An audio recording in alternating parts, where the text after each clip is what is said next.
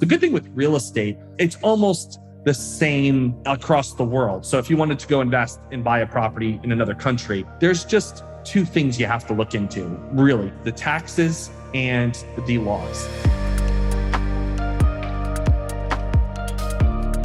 In the US, you may not be so much trust all the time. It may be just like process. What's the process? You don't even need to know sometimes a title company or a lawyer. You know they're going to do it. You know they're going to get it done, and it's done. In Uganda, it's more about who you know, and the trust is the process.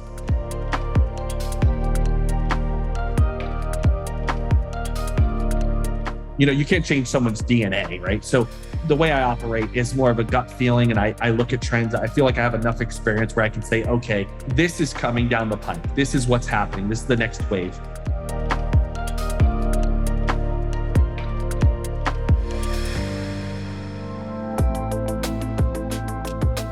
The real estate world is changing.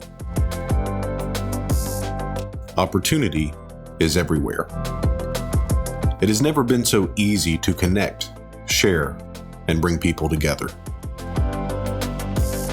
We're learning from others and finding the very best in ourselves.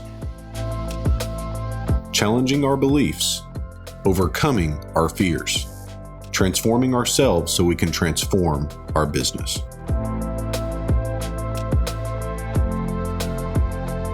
This is Investor Creator.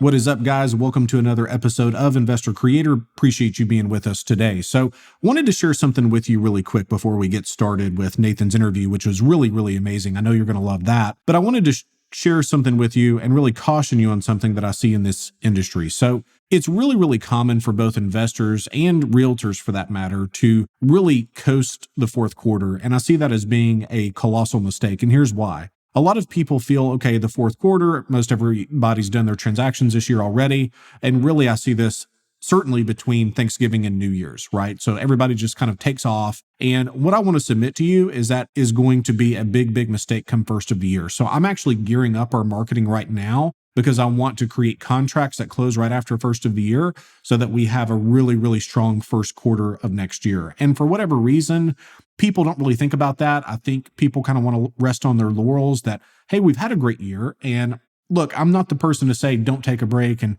don't celebrate the wins. But at the same time, we've got to get to work for next year. So just kind of keep that in mind. I do want to take a moment and introduce you to my friend Nathan Amaral. So Nathan is an investor that has really become an international investor and really wasn't starting off like hoping to do that. And really from this interview, I thought it was really, really interesting because very rarely do I have someone that has really an international scope or perspective when it comes to the real estate business. And so really talking about the real estate business in terms of what do cap rates look like in other countries and what do the political processes look like in other countries and how does that impact transactions and title and law and taxes and all of these things. But I really left this interview thinking, maybe not only is the best opportunity not in our hometown and maybe not even in our home state, it may not be in our home country. And I really think about with AI and the technology coming the next 20 or 30 years, and with COVID really making remote transactions become normal, I wonder what real estate really looks like for a traditional investor like us that's really a small business. Is the typical investor in 30 or 40 years, do they have more of an international vantage point? And I think maybe the answer is yes. After this interview, I was really thinking about this for a couple of days. And it's something that I really want to submit to you as being something that we really want to be on the forefront of thought in this industry. If we're not, then we're going to get left behind because technology is increasing at a rate that has never been seen before. And if we have an international vantage point, then we're going to certainly see more opportunities than if we are just looking, hey, I want in this zip code only. So, in my company, we buy in multiple states. And I really think about now, like, what does it look like to go to a different market in terms of just a new country? How do we bridge that gap between the knowledge that we need and the knowledge that we have?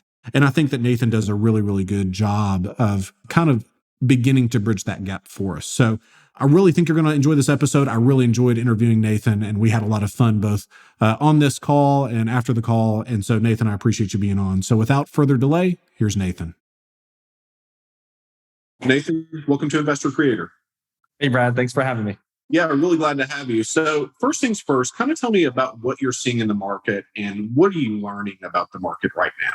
Sure. Well, my experience and my team in the US market has been a big influx of purchases going on. We deal with also short-term rentals, but a huge amount of purchases happening in the single family space as well as land. We're seeing a lot of people purchase land right now who maybe wouldn't have considered buying land before, where they're saying, hey, I want to buy land because I want to get out of the city. That's something we've been finding a big trend for. Interesting enough, I don't know if you've ever seen this before, but there's they're called like mud races, and they take these like big trucks that are customized and they drive them through the mud. Like these big, I don't know. Have you seen those? Do you have those? I haven't, but it sounds like fun. Oh, it's like so common in like Alabama and Georgia and stuff. So anyway, we've been having a rush of people buying these big lots and acres for that, that kind of events and stuff. And then, from what we're seeing, I think we're all anticipating and waiting for the market correction. So whether, things are just going to start going in at a discount, are we going to see a market correction? I think everybody's anticipating that. But I'll tell you what, I was sharing, I've started liquidating a bunch of stuff in a few different states, and everything has been selling for above market value. Everything's above market value right now, which is just something to enjoy for a period of time. I don't think that's going to last too much longer, but I think the opportunity is to get in a cash position right now and then take the funds and then invest when the market corrects itself. Yeah. So let's talk about that. And I'm doing the same thing like we talked about offline quite a bit of going retail, where historically I really liked owner financing and I still really love owner financing. But are you anticipating, when we say correction, I think in my county in Middle Tennessee, the days on market right now is 6. And so if we even went to 90 days on market, it would feel like a major correction. And people are just so drunk on this ease of a market, this red hot seller's market. But are you seeing any type of an 09 scenario, or do you feel like, hey, this may be a price correction of 10%? Like, what does your gut tell you? Because you've been in this a long time. Yeah, I've been doing this a while, and I lived through that correction. I was a mortgage broker / investor during that time. So I fed in to that mortgage crisis. I was a very active broker at the time. And at the same time, I was, starting a little bit of my real estate business. So I don't think we're going to go back to that. I really don't. I just think this is a small correction where it's going to dip down for a bit, but I don't see the chaotic cleanup. For example, the actions that Chase and Wells Fargo just took recently, maybe 2 or 3 months ago, where they just said, hey, we're not lending on any HELOCs. We're pulling back, right? So that's a good indicator, in my opinion, to say, look, some of the biggest US banks just pulled back on allowing HELOCs. They're not going to lend on, just the home as the ATM. We do have this still low interest rates for people coming into the market and buying. I don't see it where we're going to go through this huge crisis. I just think there's just going to be a change in, price, obviously, and the market's going to tick up a little bit higher for the next, maybe 8 to 10 years. We'll have a little dip and then we'll just continue to go up. That's what I tend to agree. I don't see anything catastrophic either. So I really want to get into the international investing, because I think you're one of the few guests that I have that have like that type of network and platform. But first, kind of tell us what took you from mortgage broker with a small real estate investing business to going international. Yeah, well, I'll try to sum up 12 years in less than 12 minutes. Yeah, but right. But basically, the mortgage business was my ex-father-in-law kind of said, hey, you want to marry my daughter? You got to read this book. And that book was Rich Dad, Poor Dad. And what a great father. Huh?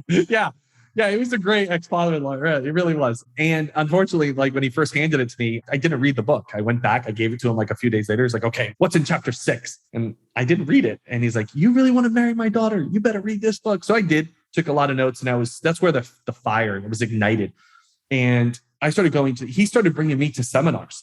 I went to my first Brian Tracy seminar with him and Tom Hopkins and a whole bunch of other real estate and mortgage. He got me into the mortgage business as well. And what clicked for me was when I was doing mortgages and I'd see these investors walking away. I'll never forget the guy who walked away with $90K at closing. And this guy was an investor. And I said, hey man, how are you walking away with $90K? He's like, oh, I'm an investor on the deal. And that, I told my ex-father-in-law that. And, we had this, he's like, yeah, you should try this, do that. So I eventually started making more money in real estate than I was as a mortgage broker. We had the loan mortgage crisis there that happened and everything tightened up. So I just went full time into real estate, and I've been doing real estate ever since. And at first, this concept, because I was doing everything locally in Massachusetts, I was knocking on doors and, everything was local, face to face, writing contracts at the local cafe.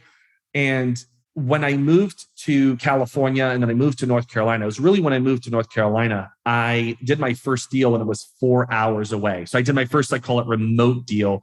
Right. And I never walked into the property. That was big for me at the time. I was really nervous, never physically walked in. And I did that one. And then I did another one. And then I did a state away, 2 states away, 3 states away. And then finally, I guess I got a little bold. I was like, oh, let me do this from a whole nother country. So in 2013, I decided to move out of the US. My parents immigrated from Portugal to the United States many years ago. I was born in Massachusetts. But in 2013, I decided to move to Uganda to go meet my pen pal of so many years ago. And I met my pen pal face to face on a 2-week trip, a little excursion in Uganda. Anyway, left there, engaged, 30 days later, got married and moved to Uganda. So it was, I started my life there, sold everything I had in the US and moved to Uganda. And it was while I was in Uganda, I took like a 6-month sabbatical and I said, well, I can do this from here because I did it from the US. I did it from within. Let me see what I can do. So I started doing it from Uganda and I could just continue my real estate business. While living there, I also started buying locally. And I'll tell you what, Brad, the biggest thing I learned during that time is how to deal with cultures, right? So how people do things, the operational process. The good thing with real estate is you could pretty much, it's almost the same across the world. So if you wanted to go invest and buy a property in another country, there's just 2 things you have to look into, really, is the taxes and the laws. So once you understand those 2 primary factors, again, real estate is real estate. So I started picking up some land and we started doing short-term rentals in Uganda and started having a family. Well, as I'm having a family and, multiple children, I said, well, how am I going to reunite with my parents? So what I ended up doing was we came back to the island, which is where I am right now. I'm in these little 9 islands off the coast of Portugal called the islands of the Azores. And we basically said, hey, let's meet. It's in the middle of both of us, the US and Uganda. So let's meet back there. So we started, reuniting in 2015, 17, 19, and now here are COVID. That's where I'm at right now. While I was here during this time, picked up some short-term rentals and just picked up a bunch of apartments and leased it out on a long-term lease for a senior care project because I saw senior care is in demand and it's going up. I don't know if, I'm sure maybe your audience might know this. I know you guys probably talked about this in previous episodes, but the senior care market, about 10,000 people are crossing the line of 65 years of age and older in the United States alone. Here, I knew there was a demand because there was already about a waiting list of 500 people waiting to get into a nursing home and they didn't have anywhere to go. Yeah. So I saw immediate demand. So actually, when I first was investing here, I was thinking about doing a hotel. And then as I started seeing the need, we just changed it to a senior care project. So in summary, that's how I got here, international investing, but I invest in 3 different countries. And I would say, hey, there was a lot of mistakes along the way, but those are the 2 main factors is know the laws, know the tax codes, because you can really get taken for a ride. And honestly, I feel like this last deal that I just did was, Brad, it wasn't my biggest deal of my career, but it was the hardest deal of my career. And it was because of the taxes and the culture, the bureaucracy and the processes. It was like, that was the hardest part. Yeah. That's really interesting. So to jump in there, man. Yeah. We invest in multiple states and the differences between states are not small sometimes. So like you have mortgage states and deed of trust and you have some that are attorney states and some allow title companies. And then you have Louisiana that's under like this Napoleonic, whatever. So true. Yeah. California, escrow. Yeah. So you have like all these kind of nuances. And then I have an apprentice that's in Hawaii and I didn't realize this, but I didn't realize the distrust between native Hawaiians and non-natives. And so like you have these nuances even within the US. And so true. Take me through the first deal it was Uganda? Uganda, okay. Yeah. So I have an apprentice, Braden, that is in South Africa and he's buying US real estate from South Africa. So, I mean, he's doing well. And so shout out to Braden and Derek and Lee, but it's really an amazing thing. So I understand someone going from South Africa to buy US real estate because it seems like the processes and the laws would be a little bit more streamlined. But I have Tony here in my office that does a whole lot of mission work in Kenya. And he talks about how like hey, like you have to have beer money wherever you go, whether you drink beer or not, because like those are the payoffs. Like, hey man, let me buy you a beer at the bus stop. Right. Like, tell me about that first deal and what did you have to learn? And what was there anything that surprised you about that process? Well, interesting enough, you make some good points and references to Kenya.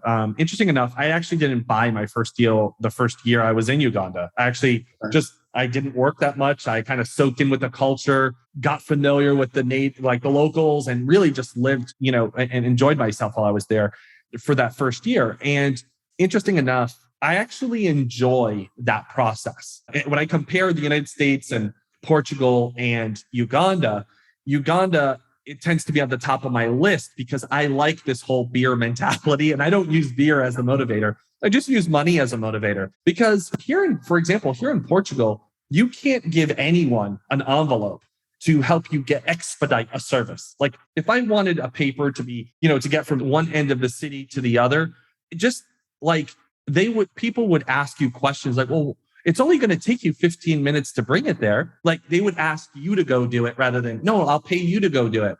Oh, well, maybe I can do it next week, right? In Uganda, it's like, hey, I need somebody to bring this document down to the city hall or to get this stamped by, and I need it like right now. No problem, phone call, someone, you pay them, boom, they take it right away.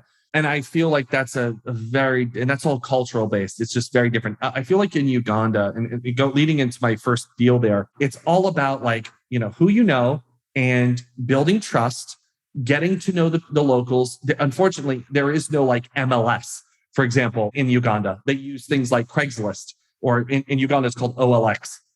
And the online marketplace for real estate is just starting to burst through the seams. It's really just picking up, Facebook Marketplace and stuff like that. Really, everything is like local. So you're really getting in there, you're talking to the owners, you're on site and you're getting familiar with the process.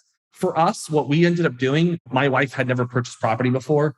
So what I ended up doing was I found a developer who was already buying lots, developing them and selling lots off or selling the houses off. So I felt already comfortable that this guy knew what he was doing. He was a referral from my wife's matron, like best friend's husband. So I immediately said, okay, this is someone I can trust. He knows someone he can trust. He's bought land from him before. It was all relationships and trust, Greg. That's really what it was. It was relationships and trust. In the US, you may not be so much trust all the time. It may be just like process. What's the process? You don't even need to know sometimes a title company or a lawyer. They're going to do it. They're going to get it done, and it's done. In Uganda, it's more about who you know, and the trust is the process. That was my experience. And as we bought more land and we built more short-term rentals, it was about finding someone that we could trust to manage the short-term rentals. And we've been doing that now for over 3 years. So the trust factor, the experience that they have is really important, I think. That makes sense. So let me ask you this. So, we have basic benchmarks in US real estate, like let's say the 1% rule. So basically, for those that don't know, the 1% rule is, if you're buying a house for $100K and it would rent for $1,000 a month, then that's probably going to be a good rental. So like whenever you went outside of the US, were you taking those kinds of benchmarks with you, and did they work, or is it completely just like playing chess versus checkers? Like it looks kind of similar, but it's a completely different game. I took it mentally with me, like, the 1% rule, or in some markets I do a 2% rule. In some markets, even some of my clients do that. However, in Uganda, it's a lot different. I'll tell you what, you can actually rent a property, furnish it if you want to do short-term rentals. The market is all over the place, and it's whatever someone's willing to pay for it or someone's willing to rent it for. So the whole evaluation process in Uganda is not there. You can have a bank go out and do an evaluation, but if you got a private evaluator, you can literally build a house and put a price tag on it. If you find a buyer for it and they're willing to pay for it, it's done. And it doesn't mean it's going to match the local area.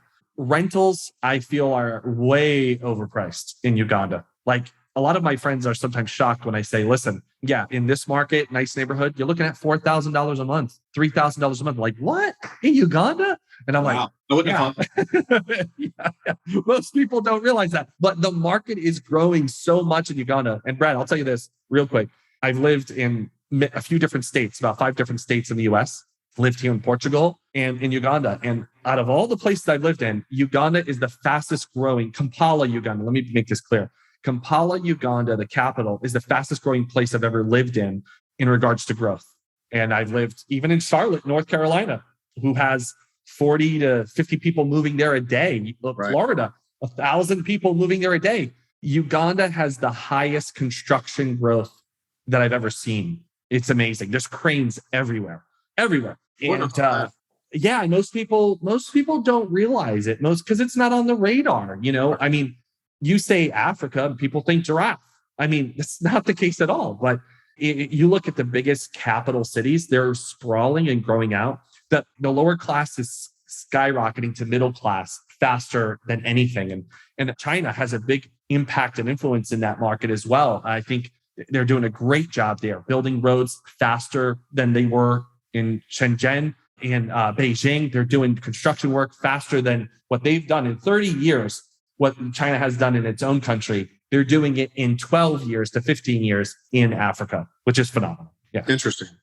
Yeah. So here's kind of an odd question, I suppose. This just kind of came to mind. So I have a friend of mine who was former city manager of a good sized suburb for about 30 years. And he was a cigar friend. So we would hang out at the cigar shop fairly often. He became a good friend of mine and pretty much a mentor throughout the years.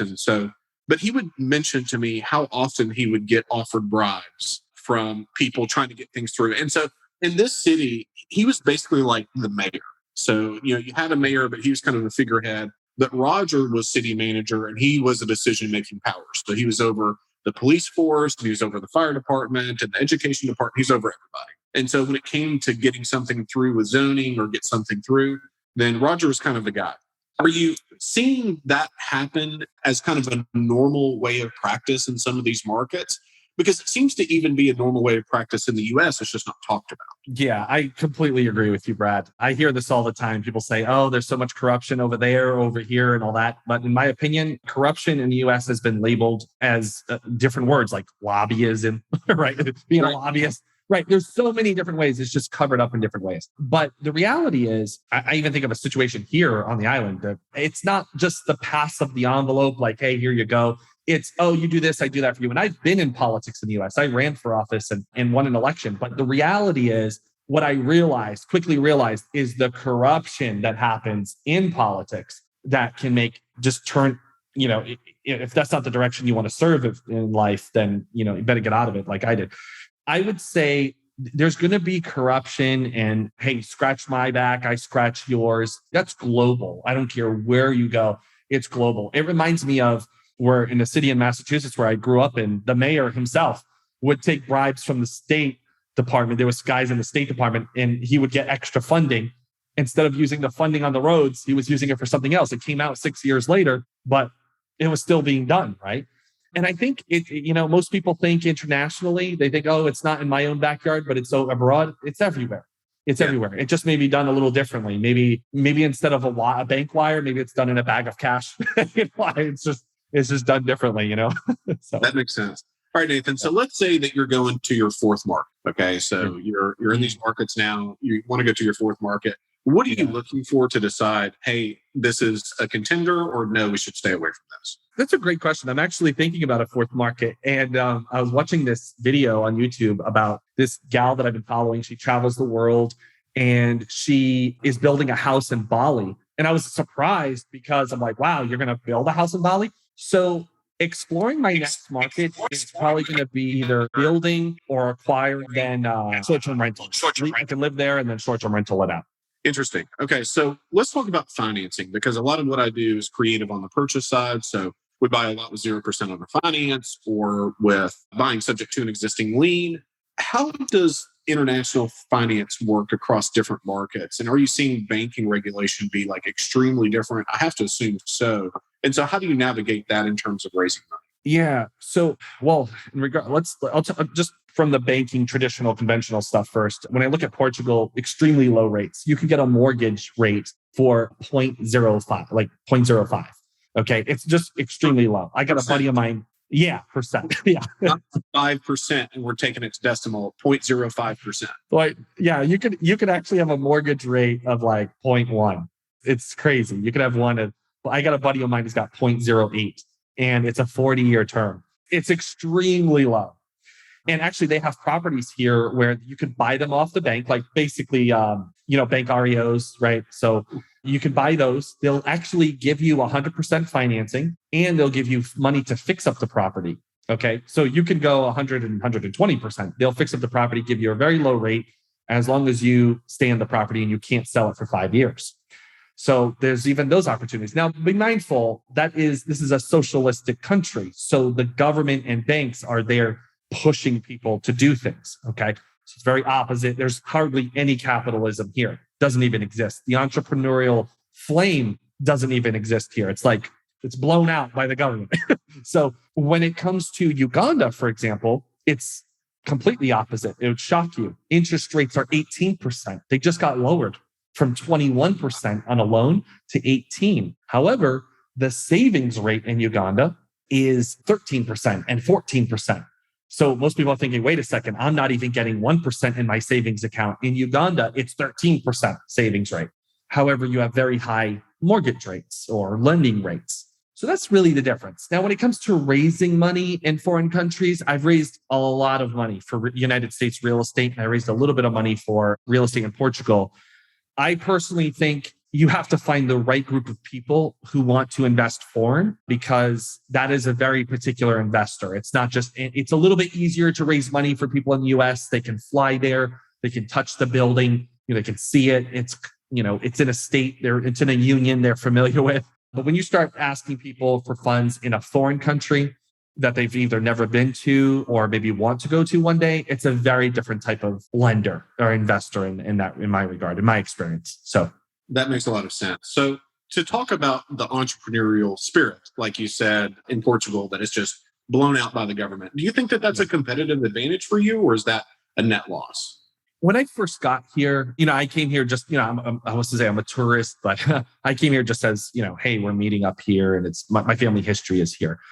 I had a little bit of that American, I'm a proud American and I love the capitalism that's in the country. I came here with that in mind, like, oh, they could do this better and they can make that better and blah, blah, blah, But one thing you have to realize when you're investing internationally, you have to understand the culture. And here, the culture it's not supported. That type of mentality, right, is not supported. And from the government standpoint, the government sets the rules. So if the government is not supportive of the entrepreneur, then if that's clearly identified, then don't try to force your way. Good luck. That's like, I don't even have an example for that, but that's just like digging a hole and trying to find gold in the ocean or something. I don't even know how to put an illustration to that, because it's very, very difficult to change, to the government as a foreigner. Yeah. Interesting. So what is the perception of foreign investors that are not US based on US opportunity right now? Well, I think the perception is pretty high. I think things are changing. And I think COVID, the best part I like about COVID, it's sad what's going on. And I really, I just, this morning heard from a buddy of mine, 4 people and another family just wiped out. It's a really interesting time. And the flip side of that, I think what I've loved about this season in history is more people have gone remote or virtual than ever before. And that's a tough thing sometimes to get out of your comfort zone. So I think a lot of people have now looked into other markets and said, hey, I don't have to go into the office anymore, or my job is now allowing me to work from home. But do I want to work from this home, or do I want to make a new home?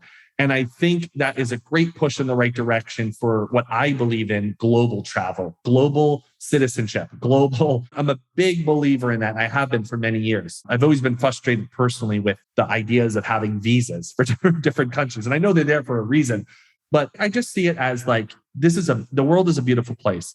And I spend most of my life traveling it.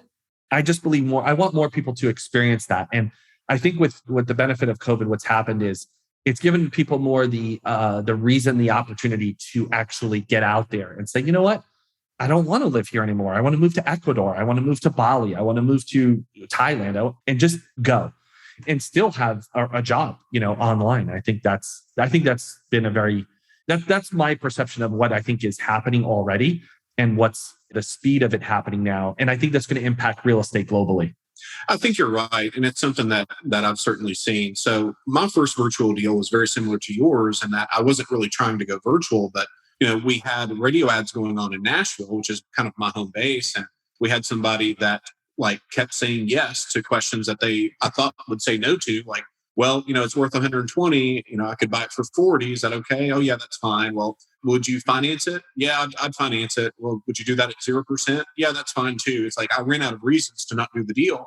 And then Right. once I saw kind of the same thing, it's like, well, you do this once and it's not that scary. It's not as scary as you thought. Then it Sure. opens up this big opportunity. And so I have a good friend of mine, Aubrey, that he does a lot of international travel. And he's kind of said like, hey, if I retire, it's going to be in Southeast Asia, and talked about how amazing it is in terms of how far your Yeah. dollar goes. And So he does very, very well in real estate, but just this kind of an international mentality. He's one of the first people that I've really been around that has that. And I wonder how it's going to impact things in terms of real estate with both of those kind of being coupled together. And it sounds like you're really a great example of what that could be like, where, we're not looking at even county by county or state by state. We're looking at things country by country. And what does that look like? So last question. Well, I guess I have two more questions that kind of came to mind. So number one, like, what do you have your eye on? So is there a region or a country that you kind of think, hey, that's looking interesting? Maybe it's premature, but I'm kind of interested in that.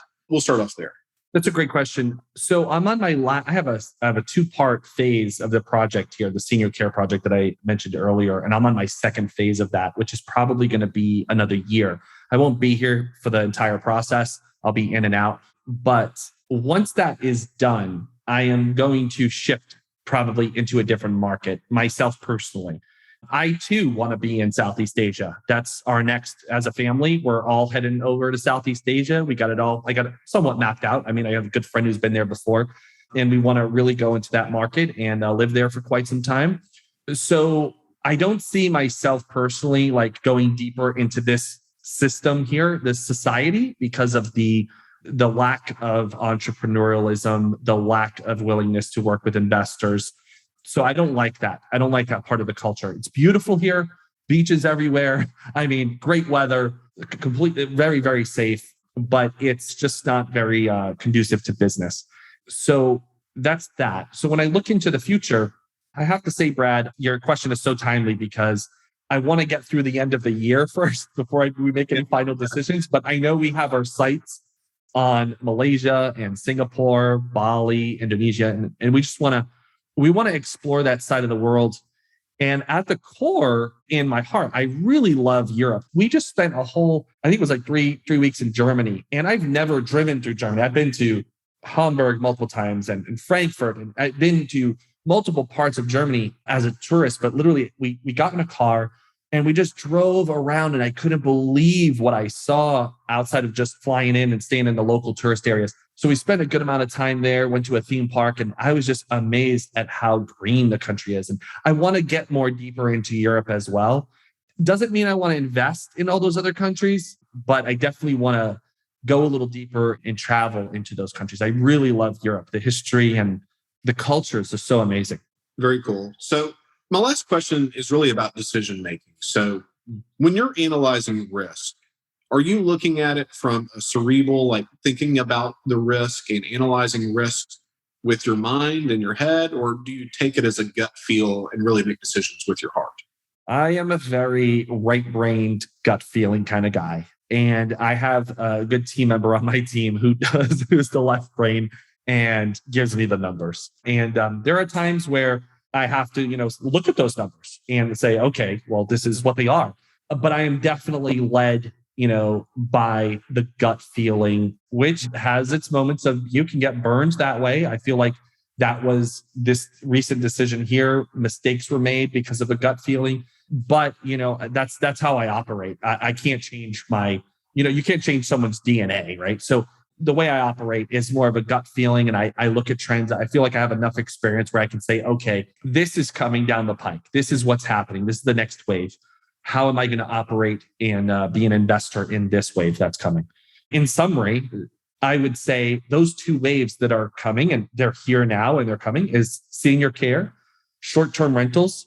All right, I'll add one more, apartments. But I see the short-term rental market exploding because of what we just talked about. COVID is, there's going to be a mass of people testing, relocating, and trying new areas because they have the ability to now more than ever. So I see that really, taking off for a long time. Very cool. Very cool. Nathan, man, I appreciate this so much. It was so much fun to get together and talk about this. For those that are interested in you and more about what you do, how can they reach out to you?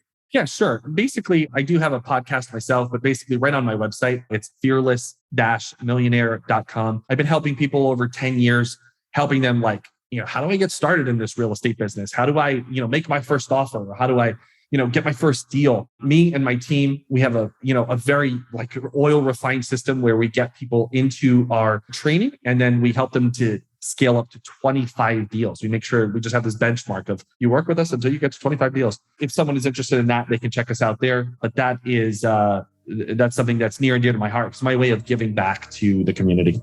Very cool. Very cool. Guys, we'll throw that in the show notes for anybody that wants to reach out to Nathan. Enjoyed it, man. We'll catch you next time. Yeah, man. So great. Thanks.